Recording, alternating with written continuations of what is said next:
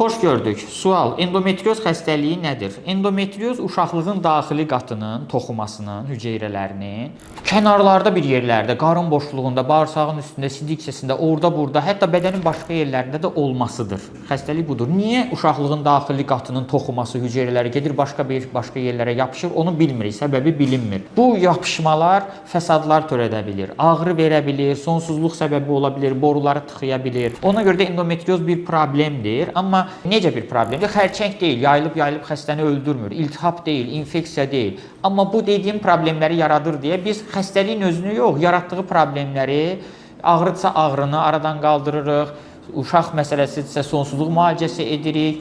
Bəzən xəstəliyin özündə dayandırmaq üçün müəyyən dərmanlar veririk. Endometrioz belə bir qarışıq xəstəlikdir. Bu belə sual-cavabla müalicə ediləsi bir durum deyil. Ona görə də əgər belə bir xəstəliyiniz varsa, həkimə müraciət etməli olacaqsınız. Ümid edirəm ki, bu xəstəlik sizdə problem yaratmaz.